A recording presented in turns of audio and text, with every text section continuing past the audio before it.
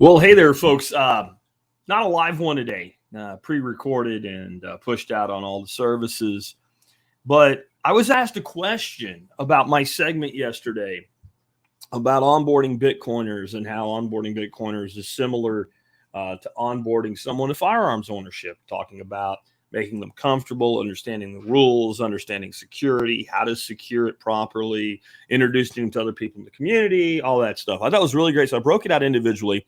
And one person asked me a question that was like, I called it the $170 trillion question. That's the amount of unfunded liabilities in the United States, for instance.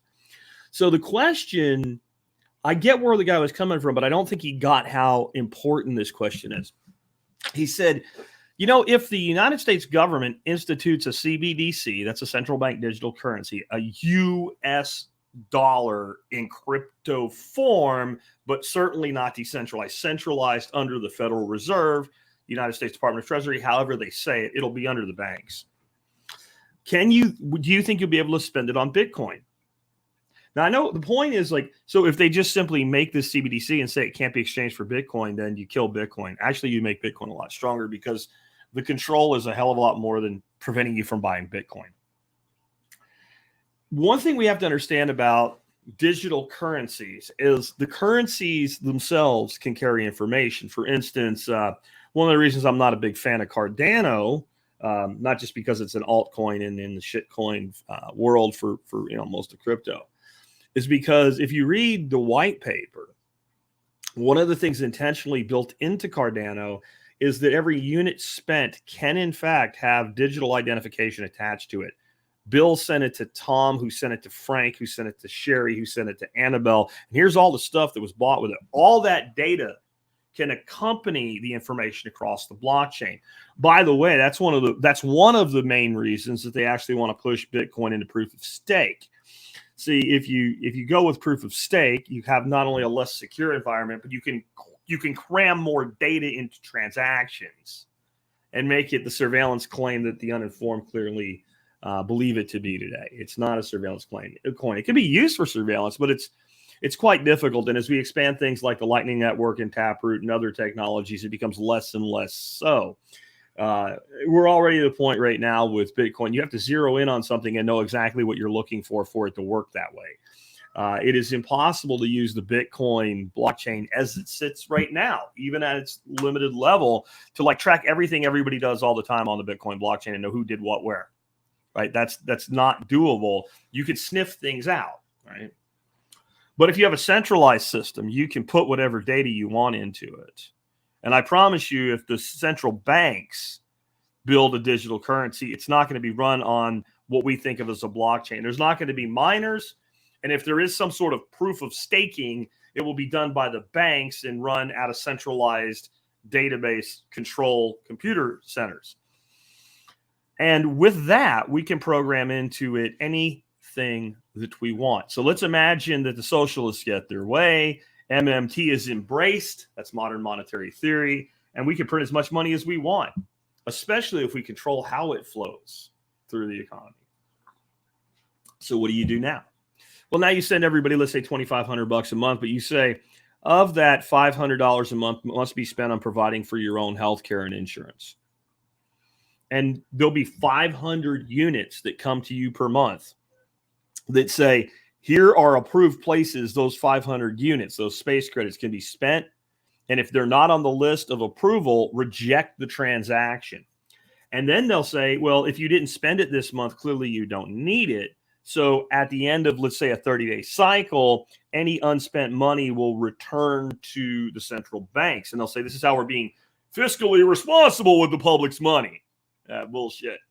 And they could do that for a variety of services. And they could even end up telling you, well, since we're giving you the $2,500, $2,000 of it must be spent on approved earmarked things. Yeah, great. Wonderful. And those things, of course, will be the things that the lobbyists, the party in power, the technocrats, and the oligarchs feel they should be. And every major lobbyist group will be inside your Congress and your Senate, and getting them to approve them for their particular allocation. Of course, squeezing out all the small guys, even the ones selling the same things that it should be approved for, because they won't be big enough to run the systems. And understand how this already happens. Bill is on food stamps, but we don't call it food stamps anymore because that's offensive. So we call it EBT. And he gets an EBT card. And every month, that EBT card is charged up with, let's say, 500 U.S. space credits, dollars. And then Bill can spend those $500 to feed his family. Well, Bill can go down to Walmart with his EBT card, go to the sporting goods section, pick up a fishing pole, some weights, some lines, some lures, and some bait, and say, I'm going to feed myself and my family by going down to the park pond and catching some fish. And when Bill goes up to the cash register and hands his EBT card over and they swipe it, it'll go, wah, wah, you can't do this. It's not on the approved list of things you can buy. Now, Bill can cart his ass back into the same store and get Twinkies and Ho-Hos and Ding Dongs and Hershey bars and really shitty low-quality milk and eggs and all kinds of other garbage nutrition that's approved to be spent with food stamps. And of course, the public cheers this because, well, for giving them food stamps, they should buy food. And there's a lot of public that if you said, hey, how about we take all this junk food off the list and only let them buy good, nutritious food, would be like, yay! Well, who gets to decide what good, nutritious food is? I mean, remember, your government is telling you that it's toxic to eat meat. So maybe we don't let them buy meat. And meat's expensive. You know, Bill, if we have to give you $500 a month on EBT, maybe we start saying, like, you need to make your money go further. So you need to be buying rice and beans and stuff like that. And Bill, you need to go out and earn some money if you want to buy some ribeyes. Yay! Well, just think of the implications there. We can already do that with an EBT card. And the way that it's done is that all of the major retailers have done the work for the government. They have integrated their databases with the government's database and classified items to do the work. And why would Walmart or Winn-Dixie or Kroger or Albertsons spend all the money and resources to do this? Because it's billions of dollars of handed out money. Now put that into the world of UBI. And I know what you're thinking, Jack, you know what? If they give me $2,500 a month, I'll find out how to spend it within their system and I'll have surplus income. And then I'll still use that however the hell I want. And no matter how it works out, if they give me $500 toward healthcare, that's still $500 more that I can stack beans, bullets, Band-Aids, and Bitcoin with. Really? Are you sure? You have a job or an income?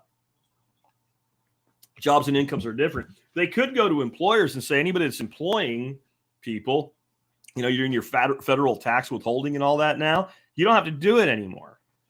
You no longer have to do federal tax withholding as an employer.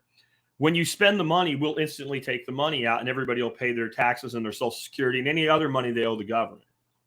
You don't even have to do anything except make sure that the person's Social Security number is in your system and syncs with our system, and our system knows what to take. Not just, you know, you pay your taxes anyway. So, well, what if they start earmarking the money? When your employer makes a transaction, they say, you know, to make sure that society is going the right way, we're going to earmark some of the money that's paid to you in your own paycheck. And you don't think they'll do it? You don't think they'll do that shit? If you don't think they'll do that shit, you're missing an absolute constant rule throughout humanity and how people with power have acted. When people with power have a power and it serves them to use that power, they will use that power. And the less consequences for them in using that power, the quicker, the faster, and more frequently and harder they'll use the power. This is why all the liberals are losing their fucking minds right now, because Elon Musk bought Twitter.